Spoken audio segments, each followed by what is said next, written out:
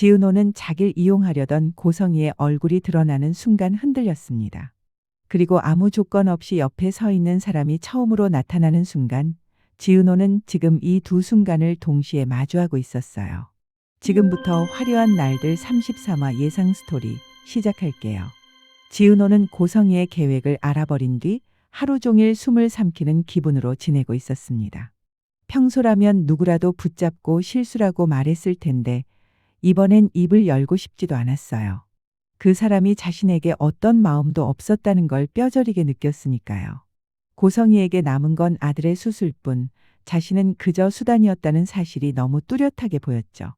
그런데 더 무서운 건 지강호라는 사람이 자신에게 접근했던 이유까지도 돈 때문이었다는 사실이었어요.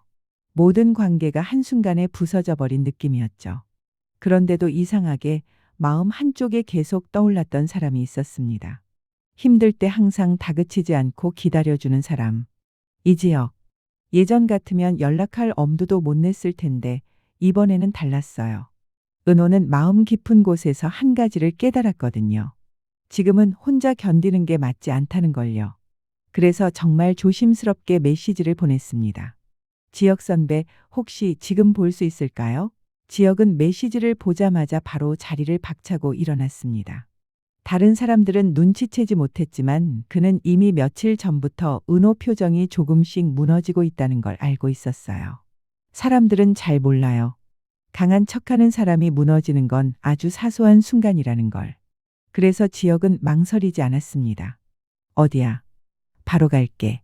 은행 건물 앞 가로등 아래 서 있는 은호를 보자마자 지혁은 묘한 충격을 느꼈어요. 은호가 무너져 있었던 게 아니었어요. 더는 버티지 못할 만큼 외로워져 있었던 거였어요. 선배, 저 오늘 좀. 은호가 말끝을 흐리자 지혁은 그의 말 중간에 끼어들지 않았습니다. 대신 다가가 조용히 말했죠. 괜찮아. 천천히 말해도 돼. 둘은 조용한 골목 끝 카페 벤치에 앉았습니다. 은호는 핸드폰을 건네며 말했어요. 강호가 돈을 받았대요. 저 설득하라고. 지혁은 눈을 크게 뜨지도 않았고 화를 내지도 않았습니다. 그 대신 아주 깊게 숨을 들이키며 현실을 받아들였어요. 이건 예상했던 것보다 상황이 더 복잡하다는 신호였거든요. 은호는 자신이 흔들리는 게 싫었어요. 저 왜 이렇게 계속 이용당하는 걸까요? 목소리는 작았지만 지혁은 그 말에서 은호 마음 깊은 상처를 그대로 읽었어요. 그래서 지혁은 다정한 말 대신 사실을 조심스럽게 건넸습니다. 내 잘못이 아니라는 건 너만 모르고 있었던 것 같아. 그 말 한마디가 은호 가슴을 찔렀습니다. 누가 뭐라 해도 자신 탓 같았는데 지혁은 단 한 번도 그런 시선을 준 적이 없었으니까요. 너는 내 인생을 선택할 권리가 있어. 누구도 그걸 빼앗을 수 없어. 그날 이후 지혁은 조용히 움직였습니다. 겉으론 회사 일만 하는 것처럼 보였지만 사실은 지강호의 계좌 내역과 최근 동선을 모두 체크하고 있었어요. 물론 불법적인 건 아니었지만 업계에 오래 있다 보면 자연스럽게 알 수 있는 정보들이 있었거든요. 그런데 몇 가지 기록을 보고 지혁은 이상한 점을 발견했습니다. 돈이 들어오고 나가는 패턴이 너무 일정했어요. 이건 단순히 한 번 거래한 게 아니야. 이건 누군가 꾸준히 관리하는 패턴이다. 그 시각 은호는 혼자 정순이 집으로 갔다가 말없이 돌아왔어요. 반가움보다 걱정이 앞서는 정순이 표정. 은호야, 너만 손해보는 선택하지 마라. 던 그 말들이 마음을 더 아프게 했어요. 애써 웃으려는데 아무것도 웃기지가 않았죠. 그래서 은호는 본능처럼 지혁에게 전화를 걸었습니다. 저 지금 잠깐 괜찮으세요?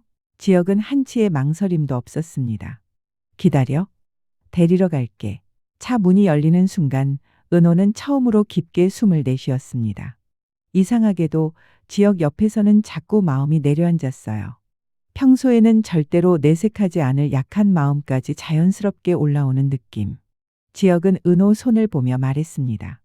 오늘 많이 힘들었지. 그 말이 떨어지는 순간 은호는 결국 고개를 끄덕였어요.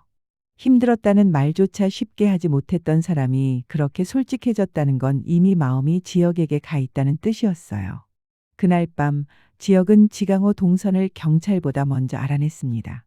그리고 그가 고성이 집 근처에서 어떤 남자와 심하게 다투는 장면을 포착한 사람이 한 명 있었죠. 바로 이지환. 우연이 아니었어요. 지혁이 부탁했거든요. 혹시 저 사람 움직임 보이면 영상이라도 하나 남겨줘. 영상 안에는 이렇게 들어있었습니다. 돈 더 준다면서. 언제까지 내가 움직여줘야 되는데. 고성이 목소리도 잡혔어요. 입 다물고 시키는 대로 해. 다 끝나면 더 줄 테니까. 완벽한 증거였죠. 지혁은 이 영상을 밤늦게 은호에게 보내며 집 앞으로 찾아갔어요. 은호는 영상 재생 버튼을 누르자마자 손이 떨렸습니다. 자신이 왜 이렇게 이용당했는지, 왜 죄책감을 느꼈는지 모든 게 한순간에 무너져 내렸어요. 나 이렇게까지 바보였나요? 지혁은 대답하지 않았습니다. 대신 은호 손을 덮었습니다. 따뜻하게, 아주 조용하게. 바보 아니야. 너는 내가 믿은 대로 행동한 거야. 그게 잘못이라고 생각하지 마. 그 말은 은호 마음속 가장 깊은 상처에 닿았어요. 눈물이 흘러도 이상하지 않은 순간이었죠. 은호는 아주 작은 목소리로 말했습니다. 저 지혁 선배 옆에 있으면 조금 괜찮아져요. 지혁은 숨을 천천히 내쉬며 솔직하게 답했습니다. 나도 그래. 내가 내 옆에 있으면 신경 쓰이고 걱정되고 너한테 더 잘해주고 싶어지고. 그 말은 고백이었어요. 조용하지만 숨겨지지 않는 고백. 그리고 은호도 조용히 고백을 돌려줬습니다. 저도요. 둘 사이 공기가 달라졌어요. 이전과는 완전히 다른 감정을 확인한 사람들 사이의 공기. 마음이 닿으면 이렇게 되는구나 둘 다 처음 느끼는 온도였죠. 그런데 바로 그때 지역 휴대폰이 짧게 울렸습니다. 발신자 지강호. 단 한 줄 메시지. 고성이 이 여자 다른 사람까지 불렀습니다. 이거 진짜 위험합니다. 새로운 폭풍이 시작되는 순간이었습니다.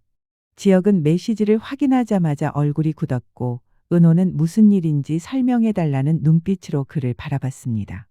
지혁은 휴대폰을 잠시 내려두고 은호에게 조심스럽게 말했어요.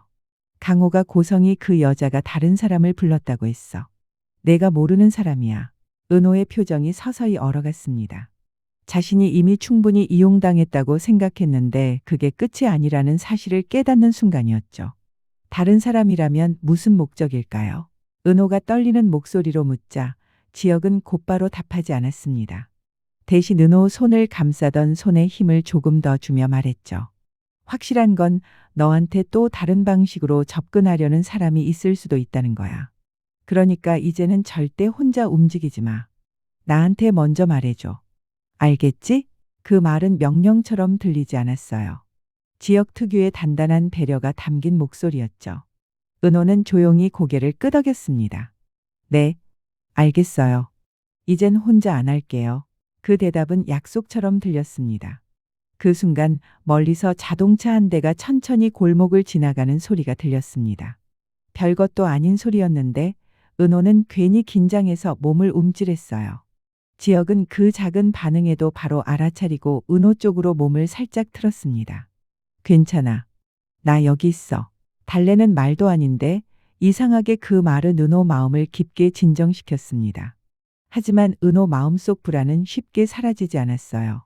지혁 씨, 혹시 제가 무슨 위험한 일에 더 얽히게 되면 어떡하죠? 오빠도 병원에 있고 저까지 뭔가 휘말리면. 걱정을 숨기지 못하고 말한 순간 지혁은 아주 확신 있는 목소리로 답했습니다. 그러면 내가 막아. 그게 끝이야.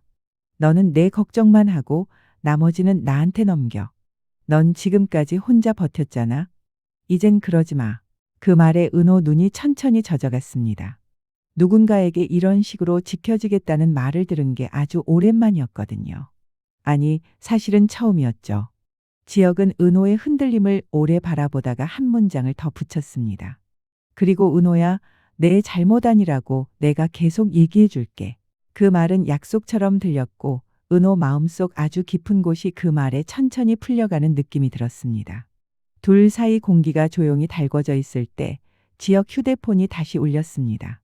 이번엔 짧은 메모 메시지처럼 보였어요. 지강호, 성희 씨가 찾은 그 사람 오늘 밤 도착할 겁니다. 지혁은 눈을 좁히며 상황을 계산했고 은호는 지혁 얼굴이 굳어지는 걸 보고 더 초조해졌습니다. 또 누군가요? 지혁은 천천히 대답했어요. 모르겠어. 하지만 확실한 건 성희 씨가 정말 궁지에 몰렸다는 거야. 마지막 카드일 수도 있어. 바람이 살짝 불었고 은호는 팔을 감싸며 작은 떨림을 숨겼습니다. 지혁은 그런 은호를 보자마자 겉옷을 벗어 은호 어깨에 걸쳐줬어요. 춥지? 오늘은 내가 데려다 줄게. 은호는 그 옷을 잡으며 한참 동안 아무 말도 하지 않았어요. 그리고 아주 작은 목소리로 하지만 확실한 감정이 담긴 말이 흘러나왔습니다. 고마워요. 정말? 둘은 골목 끝까지 함께 걸어 나갔고 거기엔 복잡한 일들이 기다리고 있었어요. 하지만 그 복잡함 속에서도 분명한 게 하나 있었죠. 지혁은 더 이상 은호를 혼자 두지 않을 생각이라는 것. 그리고 은호 역시 지혁이 건네는 손을 더는 거절하지 않을 것이라는 것. 지혁은 차 문을 열며 마지막으로 말했습니다. 내일도 부르면 갈게. 몇 번이든. 은호는 얼굴이 붉어지는 걸 숨기지 못하고 대답했어요. 부를게요. 아주 작은 목소리였지만 그 말은 두 사람 사이의 조용한 약속처럼 가라앉았습니다. 하지만 그때 멀리서 낯선 번호로 전화가 한 통 걸려왔습니다. 그리고 은호의 표정이 순식간에 굳었어요. 선배, 이 번호 오빠 병원 번호인데. 이어진 반대편 목소리는 단 한 문장이었어요. 지은호 씨죠? 환자분 상태에 대해 급히 말씀드릴 게 있습니다. 오늘 33화 스토리는 여기까지입니다. 지혁과 은호의 감정이 더 단단히 이어진 만큼 다음 화에서는 고성이의 새로운 음모와 또 다른 인물의 등장으로 폭풍이 시작될 예정입니다. 계속 보고 싶다면 구독과 좋아요 부탁드립니다. 감사합니다.